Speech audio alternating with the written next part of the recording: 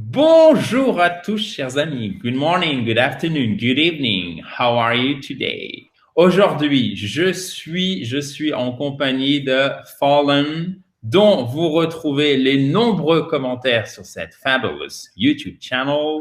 Bonjour, comment vas-tu? Ça va très bien, merci. Et toi?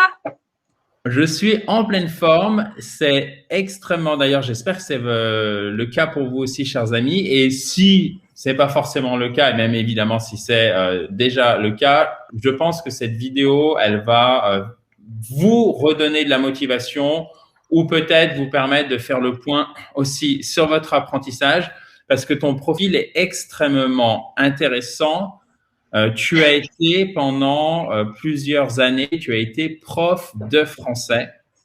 Donc, évidemment, tu as un gros bagage technique et tu, tu t'es remis à l'anglais, tu t'es mis à l'anglais. Donc, est-ce que tu pourrais nous expliquer comment ça s'est passé, peut-être te présenter brièvement? Oui, comme tu l'as dit, j'ai été prof de français quelques années et on peut dire qu'à ce moment-là, l'anglais était très très loin, OK, complètement abandonné, hein, j'étais nulle et puis voilà. OK.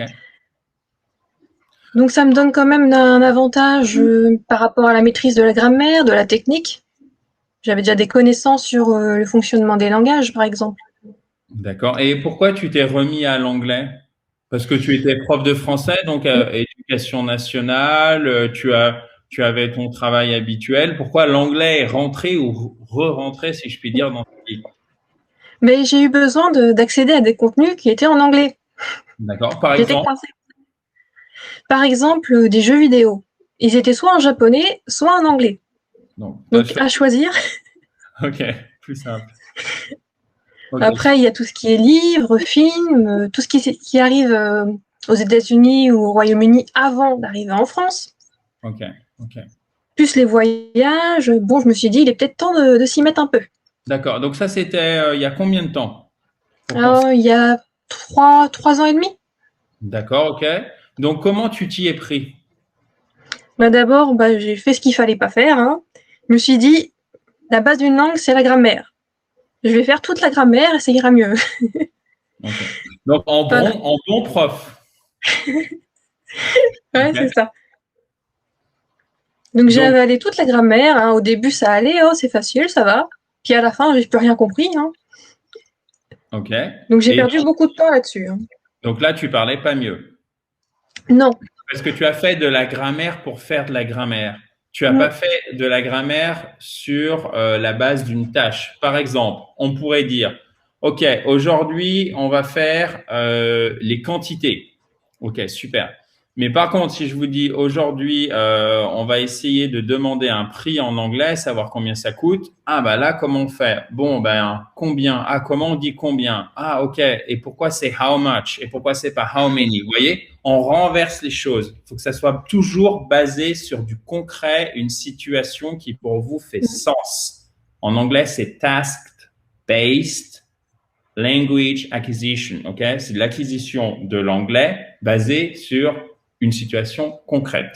Voilà. Donc, c'est exactement le contraire de ce que tu as fait au début, mais tu as, si je puis dire, changé ton fusil d'épaule. Donc, qu'est-ce qui s'est passé une fois que tu avais fait beaucoup de grammaire?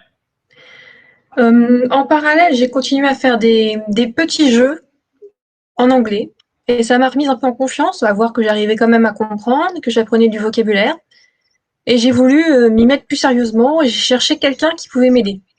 D'accord. Donc là, est-ce que tu parlais anglais? Là, est-ce que tu avais l'occasion de Non, pratiquer? D'accord. Donc c'était du tout. purement compréhension orale et compréhension écrite et peut-être restitution à l'écrit. C'est-à-dire que tu peux, peut-être tu écrivais sur des forums, des chats en anglais. Mm. Ok. Ok. Donc tu as trouvé quelqu'un alors. J'ai cherché sur YouTube et je suis tombée sur ta chaîne. Ok. Et tout de suite, tu ciblais tous les points qui n'allaient pas. Ok. Et je suis restée, hein, voilà. Et tu as bien fait.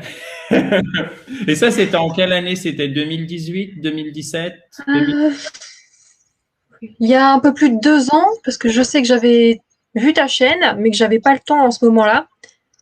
Et ensuite, comme j'ai quitté mon emploi, je me suis remise à l'anglais. Ok. J'avais le D'accord. temps.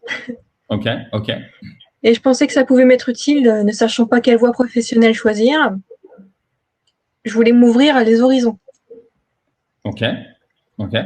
Donc, comment tu t'y es pris alors? Qu'est-ce que tu as changé dans ton apprentissage et que chacun pourrait appliquer? Parce que je pense que beaucoup de gens vont se retrouver dans le fait que bah, Mm. ils ont essayé de faire, ils ont essayé peut-être des méthodes plus classiques qui n'ont pas toujours, voire assez peu souvent, rarement fonctionné pour eux. Donc, qu'est-ce que tu as changé? Tu as commencé à prendre du plaisir du coup en faisant des petits jeux. Donc là, ça t'a donné une base et de la confiance aussi.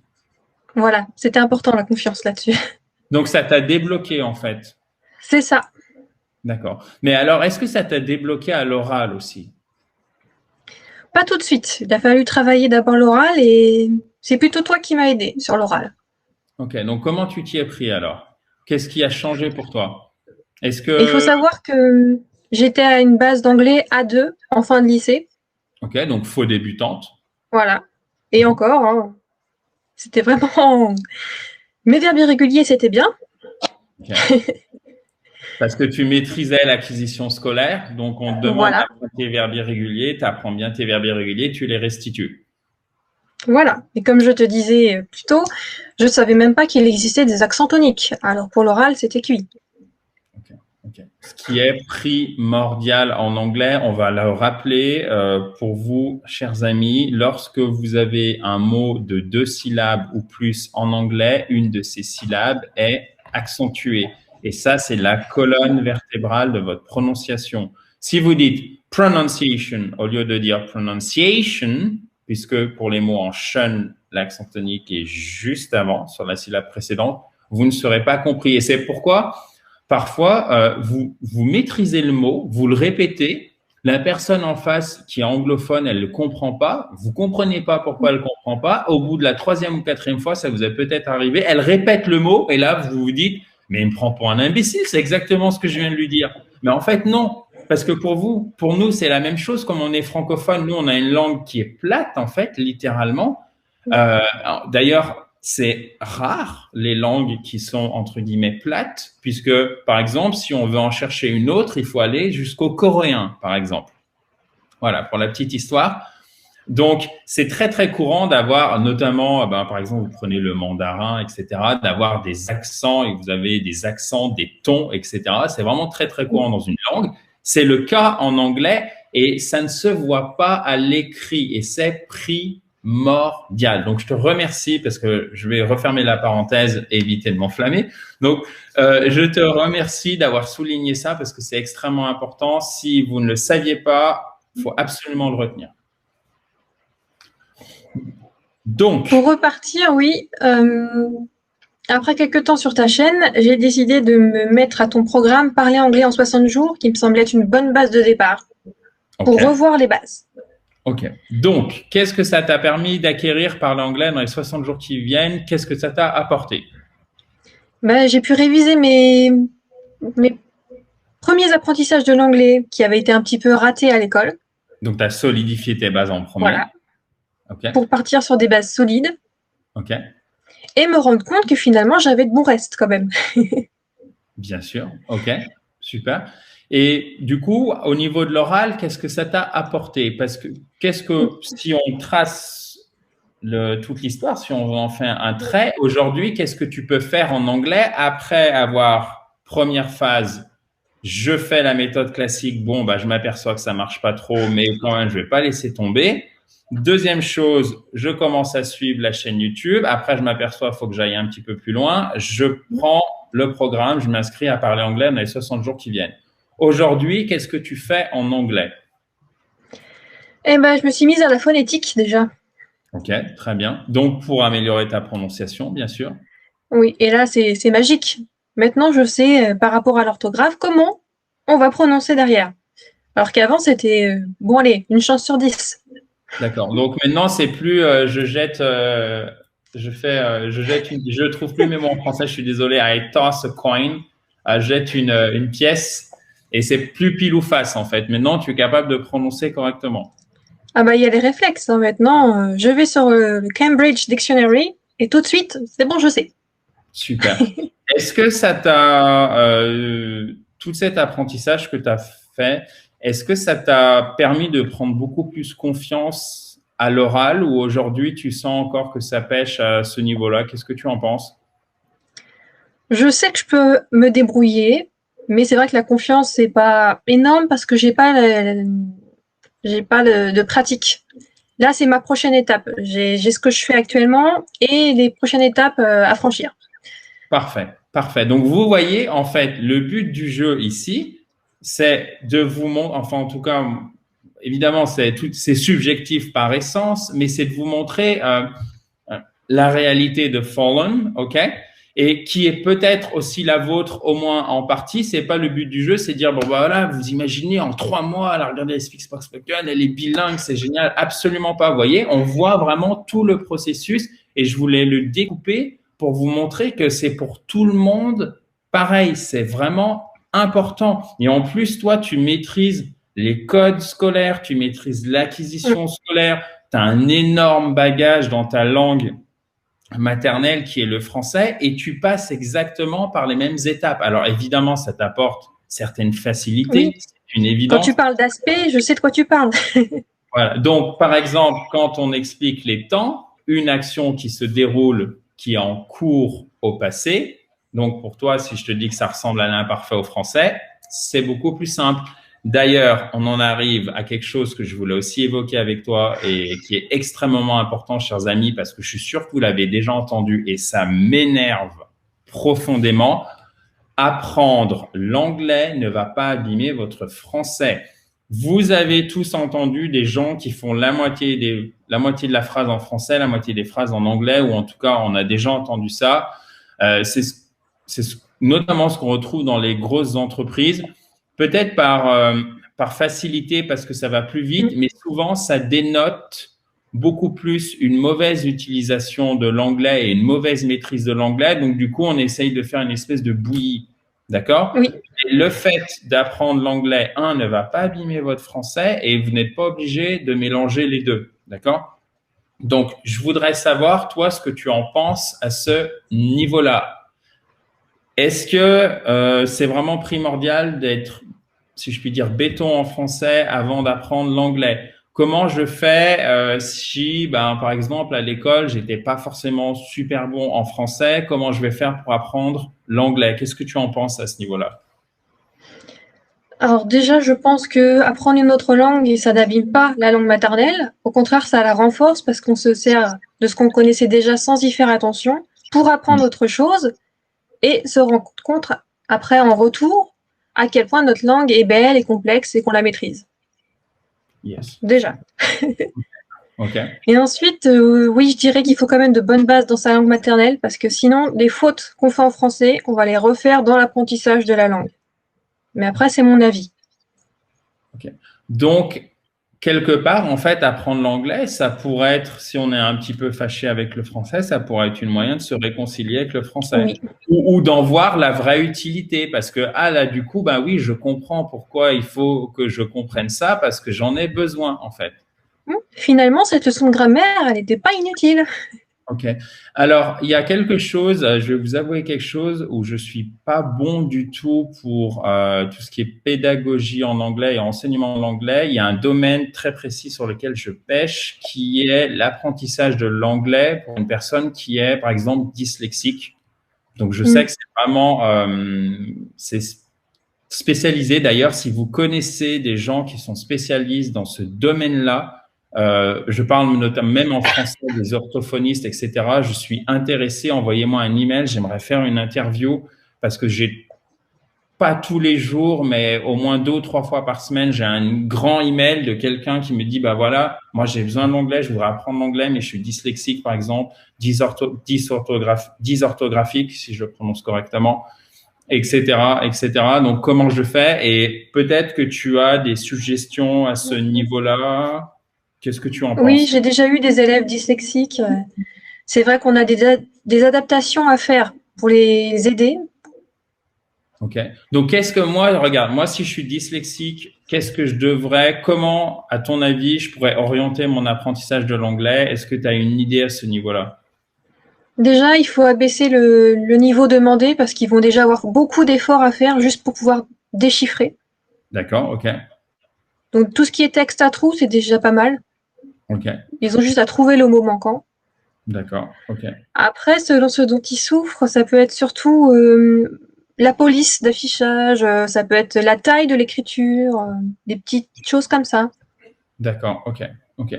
Alors, je pense, chers amis, je vais creuser le thème, mais pour moi, il n'y a pas de fatalité quant au fait que, bah voilà, on n'est pas bon en anglais, puis ça a toujours été comme ça et ça va rester un peu comme ça. Non. Premièrement, ça c'est clair, non. Et deuxièmement, quel que soit votre profil, vous pouvez apprendre l'anglais. Il faut par contre adapter selon les circonstances à vos besoins, c'est une certitude. Ok, donc j'en avais jamais parlé sur la chaîne ou vraiment très très brièvement, et je voulais profiter de ta présence pour faire passer ce message-là parce que ça me semblait vraiment important. Donc, si vous connaissez quelqu'un qui est spécialisé dans le sujet, mais même simplement en français, je pense que ça sera intéressant. Je pourrais interviewer la personne. Est-ce que tu pourrais nous parler de ta routine d'apprentissage de l'anglais? Quelle fréquence tu as? Qu'est-ce que tu fais? Ça pourrait vous donner des idées, chers amis, vous qui regardez. J'ai 2 grands axes pour faire fonctionner ma méthode. Okay. Ça fait 2 ans que je la pratique quotidiennement et ça fonctionne. Pour moi, en tout cas. Donc, tu es passé de quel niveau à quel niveau? Tu es passé de A2 à de A2 à B2 C1. Voilà. Donc, vous imaginez, c'est une progression qui est énorme. On parle de faux débutants à un niveau qui est déjà avancé. Donc, si tu me permets l'expression un peu familière, c'est monstrueux. Voilà. Et en plus, je pratique pas. Voilà. Donc, maintenant, il va falloir pratiquer. Il va falloir passer à la pratique. Mais alors, une chose très importante, et je vais arrêter de te couper la parole, il ne faut pas sortir de votre zone de confort. Il faut arrêter le mode flagellation. Si je n'ai pas mal, ça veut dire que c'est pas dur, donc je ne veux pas progresser. Non, on étire sa zone de confort. Ok. Donc, il faut surtout pas rentrer dans le fait que ça doit être dur, donc ça doit être douloureux. Non, c'est pas facile, évidemment, on n'ose pas. Peut-être que vous avez un peu peur, mais petit à petit, vous étirez de votre zone de confort. Ça, c'est la première chose pour avoir du plaisir. Et évidemment, il faut le faire avec le plus de régularité possible. Donc, je te laisse la parole pour que nous détaille tout ceci. Pour la régularité, il faut savoir aussi que dans notre vie quotidienne, c'est pas forcément possible. Donc, je me suis mis en place un socle obligatoire, quotidien ou hebdomadaire, et des choses en plus si j'ai le temps. Comme ça, il n'y a pas de stress. Mais le socle, je dois le faire. Ok. Quel est ce socle? Les vidéos de YouTube tous les jours. Ça permet de travailler n'importe quel sujet. Elle arrive tout cuit, il n'y a rien à faire. Je sors mon petit cahier et je note. Petit cahier que j'ai. Alors, où est-ce que je l'ai? J'arrive. Parfait. Chers amis, si vous ne l'avez pas fait, n'oubliez pas que vous pouvez vous abonner à cette fabulous YouTube channel. Je profite de cette pause technique en cliquant sur le bouton rouge en bas à droite. Rien ne se perd, tout se transforme. Ah bah oui. Voici mon fabuleux cahier d'apprentissage. J'ai fait ma petite dictée hier. Okay, j'attends plus que la correction. Il va être publié aujourd'hui à 14h, heure française. Bah voilà. On peut voir que ma méthode, moi, ça va être de copier tout ce que tu mets, mais avec un code couleur. Ok, alors tu ne peux pas noyer sous les infos, du coup, comment tu fais pour bien trier? Parce que de tout avoir écrit, ça me remet le contexte en mémoire et ça m'aide à me souvenir de ce que tu as dit. Ok. Est-ce que toi, tu es une visuelle, c'est-à-dire, moi, j'ai besoin d'écrire, j'ai besoin de voir, ou tu es plus auditive? Visuelle. D'accord. D'où mon code couleur. Ok, d'accord. Je sais que le vert, ça va être les traductions et les accents toniques soulignés. Je sais que le rouge, ça va être les infos importantes. Le bleu, c'est la phonétique. Tout de suite, je vois comment il se prononce. Donc ça, c'est extrêmement important, que vous soyez visuel ou auditif. Faites un code couleur que vous respectez parce que dès que vous allez revenir, ça va se mettre en ordre beaucoup plus facilement dans votre… Au bout de 2 ans, oui, ça va tout seul. En plus. Ok. Donc, tous les jours, les vidéos. Est-ce que tu fais d'autres choses? Oui, j'essaie après… d'avoir toujours un peu d'écoute d'anglais. D'accord. Ça peut être des centres d'intérêt comme de la musique. Mhm. On ne se sent pas obligé et quand même on l'entend. D'accord. Et ça peut être aussi, bon, personnellement j'aime bien la musique, donc je suis des groupes anglais, américains. Donc régulièrement j'ai des vidéos d'eux qui sortent et j'ai envie de savoir ce qu'ils disent. Donc ça motive quand même à essayer de comprendre malgré l'accent. Ok, ok. Donc, ça veut dire qu'en plus, tu as de l'accent, tu es exposé, mais je dis ça pas de manière péjorative, évidemment. Tu es exposé à l'accent britannique, tu es exposé à un accent américain. Oui. Les Américains sont difficiles. Alors, juste une chose, justement, ils sont difficiles parce que traditionnellement, quand on est ado et quand on fait de l'anglais, c'est, allez, à 95% de l'anglais britannique, la plupart du temps. Mm. Ce qui n'est pas du tout une mauvaise chose, hein. Il n'y a pas de meilleur anglais, de moins bon anglais. Ça serait totalement contradictoire de vouloir vous permettre de parler une langue étrangère et d'expliquer qu'il y a une partie de cette langue qui est supérieure à l'autre. Pas du tout. Mais le fait est qu'en fait, on a beaucoup plus d'anglais britannique dans l'oreille, donc c'est pour ça qu'on a l'impression que l'anglais américain est plus difficile.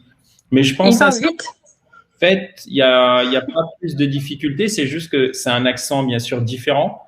Et comme on est moins habitué, bah, du coup, on a cette sensation de bon, bah, c'est compliqué. C'est comme quand vous allez en Écosse, la première fois, vous dites, mais qu'est-ce qui me compte?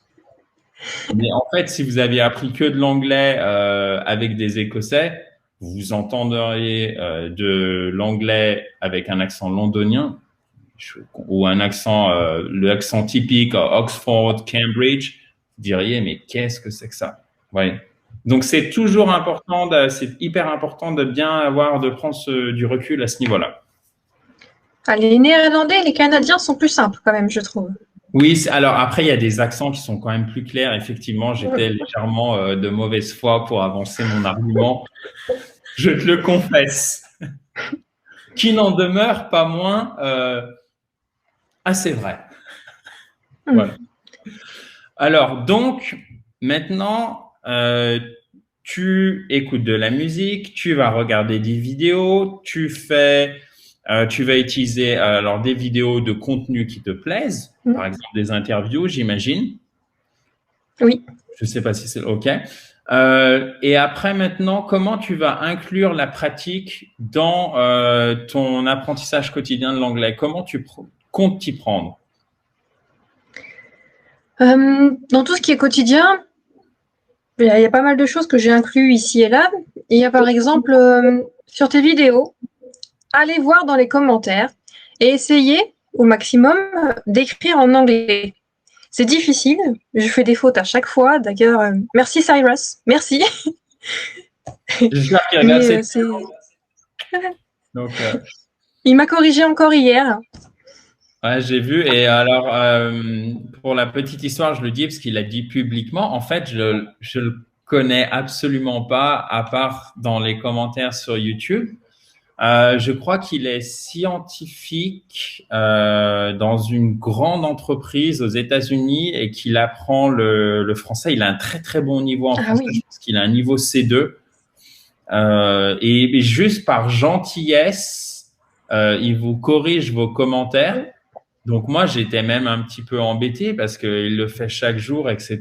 Et je trouve ça génial en fait parce que, en tout cas, j'espère que ça reflète la bonne humeur et ce qui transparaît aussi à travers cette chaîne parce que c'est hyper important. La langue, c'est un outil pour communiquer, c'est un moyen, mais c'est pas une fin en soi, sauf si par exemple vous voulez être linguiste et encore, mais pour nous tous, c'est un moyen en fait de communication et en fait c'est la base de tout parce que sans ça vous n'avez pas de compréhension en fait de l'autre, donc vous pouvez faire passer certains messages et certaines valeurs et je trouve que ça se retrouve très très bien dans ce que fait Cyrus. Donc Et on le puis voit. si on a peur de communiquer en anglais, c'est aussi un bon endroit parce qu'il y aura de la bienveillance. C'est l'endroit où jamais d'essayer d'écrire un petit morceau en anglais. Exactement, ça c'est extrêmement important parce qu'il n'y a rien de pire que de se sentir jugé et en fait on s'autocensure et on se ferme à juste titre d'ailleurs, hein, attention à juste titre et on n'ose pas en fait. Voilà. Donc ça, c'est extrêmement important de mettre ce climat et d'avoir tu vois, du dynamisme et de l'énergie pour vous aider, en fait. Donc, OK, mais alors tu ne peux pas parler avec Cyrus. Donc, que vas-tu faire pour pratiquer tous les jours? Il y a aussi ce que j'utilise, c'est quand je passe par des sites anglais, américains, ils me répondent forcément dans leur langue et j'essaie d'analyser les mails que je reçois et de leur répondre en anglais en essayant d'être au mieux. Hein. Tant qu'ils arrivent à me comprendre déjà. OK. Donc ça, c'est un super exemple. Leurs emails commencent toujours par hey, salut, ça fait hi avec le prénom. C'est vraiment typique. Voilà, ce qui est totalement déroutant pour nous francophones où on a un cadre assez figé. Jamais on commencera un email. Je sais pas, mettons, vous avez commandé quelque chose sur, allez, on va changer de nom parce qu'à chaque fois on cite le même, et vous avez commandé quelque chose sur Cdiscount. Vous n'allez pas écrire au service client en disant salut. Ça paraît incongru, mais ça se fait chez les Américains. De la même façon que je vous interpelle souvent en vous appelant guys, mais ça ne veut pas dire les gars. Ça s'adresse à la fois aux femmes et aux hommes. Donc ça, c'est parfait parce que du coup, tu te mets dans une situation authentique et ça te permet d'acquérir à la fois la langue, mais aussi la culture et tu comprends vraiment comment ils fonctionnent.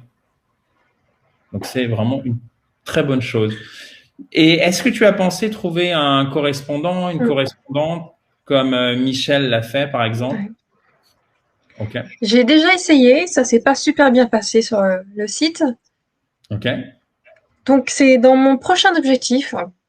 Pour vraiment passer la prochaine étape, il me faut pratiquer à l'oral, il me faut un correspondant. Après, en ce moment, j'ai moins le temps, donc ça aussi, il faut prendre en compte les périodes où on peut bosser plus et les périodes où il faut lâcher un petit peu de lest. C'est important aussi, on peut pas maintenir le même niveau tout le temps. C'est ce qui est bien dans tes formations d'ailleurs, ce que j'avais apprécié, c'est que je peux la commencer à fond si j'ai le temps, en faire 2-3 semaines, m'arrêter si j'ai pas le temps de finir et reprendre après.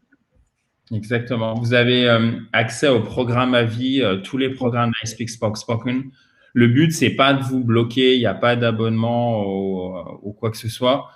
Pourquoi? En tout cas, aujourd'hui, c'est le cas. Parce que c'est pour vous donner en fait toutes les possibilités de progresser. Que vous soyez pas stressé à se dire, oh là là, faut que je le fasse en un mois, etc. Moi, je déteste ça. Donc, mais par contre, après, moi, je peux pas apprendre à votre place, donc il faut le faire les choses régulièrement. Mais quand on installe la bonne atmosphère, toi, tu as besoin de progresser en anglais, ça se fait, je pense, assez naturellement, en fait. Ok, super. Je pense vraiment que là, tu es à 2 doigts de parler anglais hyper couramment. C'est sûr et certain. Je te disais tout à l'heure, ma faiblesse aussi actuellement, ce n'est plus l'oral. Maintenant que j'arrive à le déchiffrer, il me suffit de m'entraîner. C'est le vocabulaire. J'ai des problèmes de mémorisation du nouveau vocabulaire que je ne connais pas. Et c'est mon prochain objectif. J'ai suivi un de tes conseils, je crois que tu en avais parlé, des logiciels qui prennent en compte la courbe mémorielle avec des cartes. Tout à fait. Alors, on va expliquer comment peut-être ça fonctionne. En fait, il faut faire un système de ce qu'on appelle un SRS, ok? C'est Spaced Repetition System. C'est tout simple. Si je vous donne un mot en anglais, il y a 99% de chances que vous l'oubliez dans les heures qui viennent. Okay? Mais si chaque jour, je vous le répète, au bout d'un certain nombre de fois, et pour une personne, en guillemets, classique, donc à peu près la majorité d'entre nous, évidemment, il faut le répéter 10 fois. Donc le but du jeu, c'est d'apprendre le vocabulaire dont on a besoin, puisque c'est celui qu'on va voir le plus souvent, donc on va répéter le plus souvent et donc on va mémoriser le plus facilement. Cependant, il ne faut pas tomber dans le piège suivant.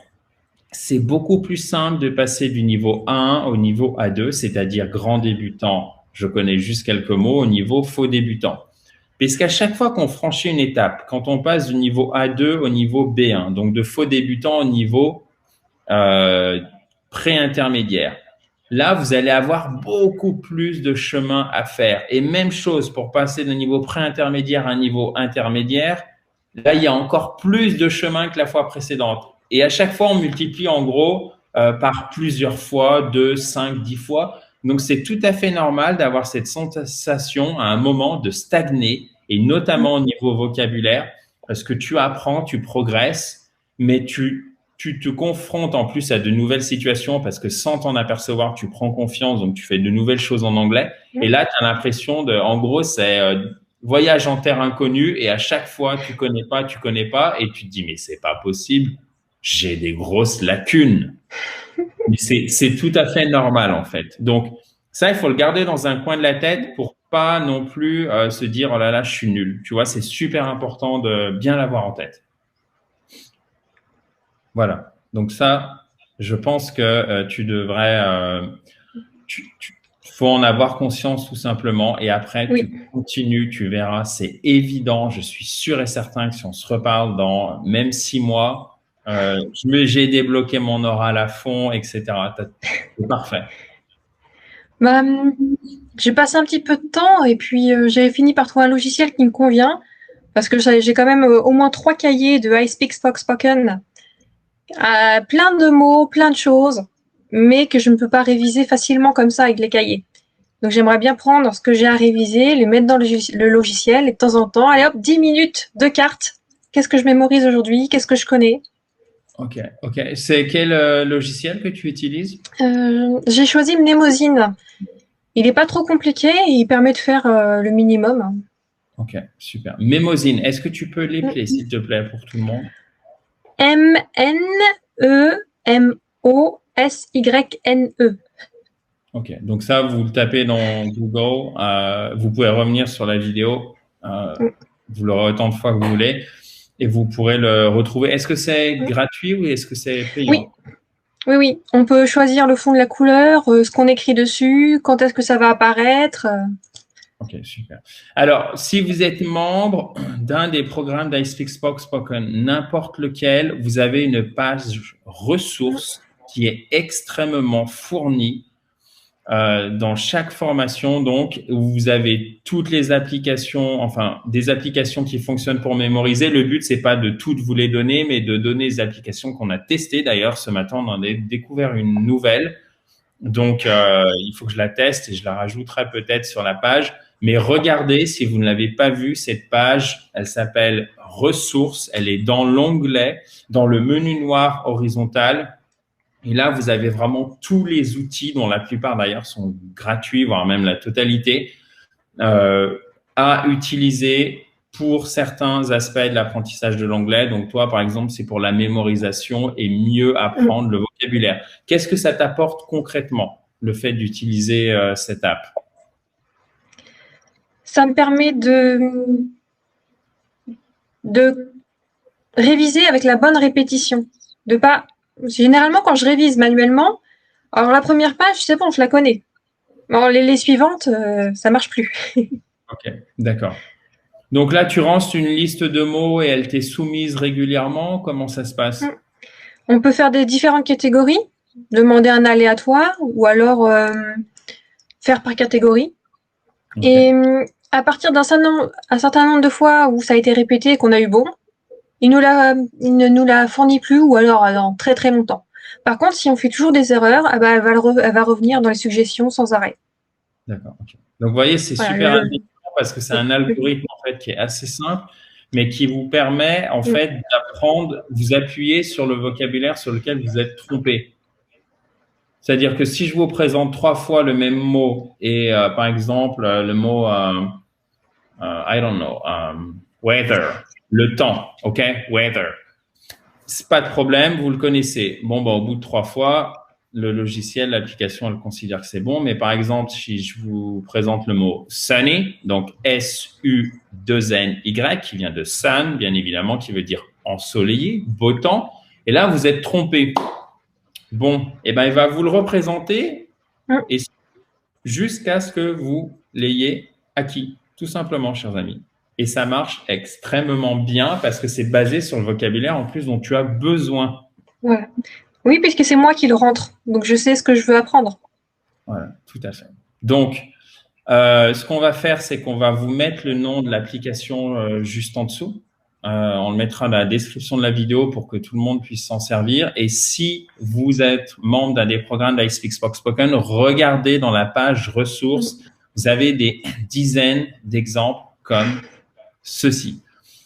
Alors, est-ce qu'il y a quelque chose que tu souhaiterais ajouter, un message en particulier que tu voudrais faire passer?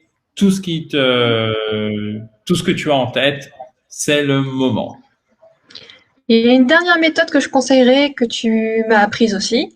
Je crois que tu l'as appelée la méthode de la fille chinoise, quelque chose comme ça. Tout à fait. Elle est excellente. Ça Est-ce que marche tu très peux bien. nous l'expliquer parce que tu le feras bien mieux que moi?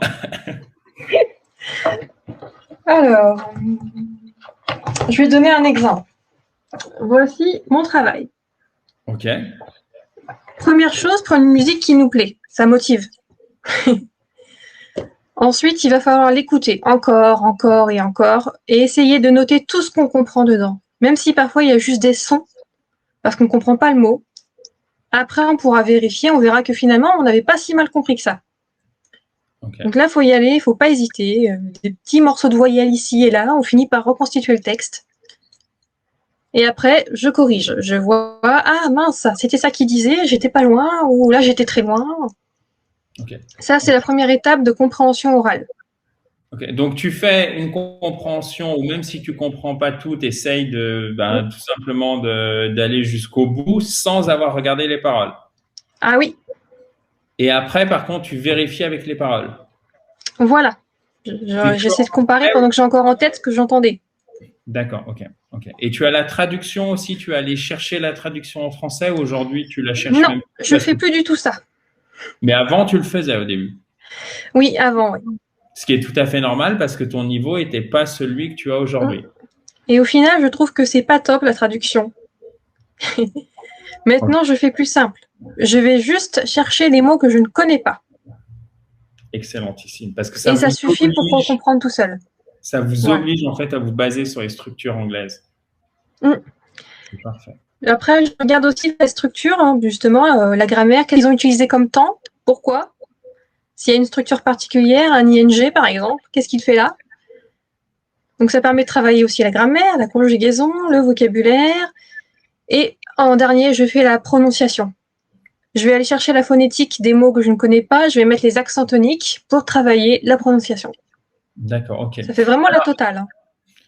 C'est parfait, c'est apprentissage à 360 degrés, c'est exactement ce qu'il faut faire. Donc, félicitations. Et vous voyez en fait que au-delà de l'anglais, il est tout aussi important et c'est là où vous serez efficace et vous allez progresser rapidement si vous savez bien apprendre à apprendre, en fait.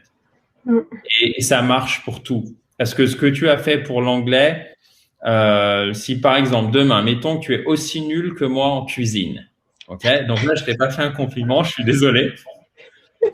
Mais du coup, tu veux t'améliorer en cuisine, et ben tu vas reproduire exactement la même chose, c'est-à-dire tu vas faire tous les jours, tu vas écouter quelqu'un avec qui ça se passe bien, tu tombes. Je sais même pas s'il y a des chaînes YouTube pour apprendre à cuisiner, j'imagine que oui, mais avec cette répétition chaque jour, ça doit aider, etc. Mais voyez, en fait, quand vous savez apprendre à apprendre, ça change tout. D'accord? Et l'anglais, en fait, on se fixe là-dessus en se disant, voilà, l'anglais, je suis pas bon, je suis pas bonne, c'est pas possible. Mais en fait, non, c'est juste souvent apprendre à apprendre qui pêche. Voilà. Et ça va au-delà de l'anglais et je trouve ça extrêmement intéressant, du coup, à acquérir une langue étrangère parce que ça vous enrichit encore plus que le simple aspect linguistique. Après, si jamais la compréhension orale pêche, si c'est à un niveau trop élevé, ça va pas aider. Par exemple, ce dont je parlais de suivre des vidéos à l'étranger, si c'est trop élevé d'un coup, ça va bloquer. Par exemple, là, ce qu'on peut faire, c'est les films qu'on connaît par cœur en français, les regarder en anglais avec les sous-titres français ou anglais, selon notre niveau. Et là, on redécouvre le film, on n'est pas perdu, et on en reçoit quand même à l'oreille ce qui se dit. Ok, parfait. Bon, ben, du coup, moi, je vais me retirer de la chaîne et vous aurez une vidéo par jour de Fallen, chers amis. Donc, welcome. Parfait. Mais écoute, je suis ravi de t'avoir eu aujourd'hui. Je trouve que c'est vraiment génial d'avoir ton témoignage. Chers amis, mettez un commentaire. J'ai oublié de le dire au début. Et notamment pour tous les courageux qui ont suivi jusqu'au bout. Mettez un commentaire pour nous dire ce que vous en pensez. Et encore une fois, je te remercie très chaleureusement. Thank you very much for being here. Merci à toi. Hein. Thank you very much for all you brought to me. My pleasure also. Thank you. OK. Chers amis, on se dit à demain dans la joie et la bonne humeur. Toujours. Bye bye. Bye bye, guys.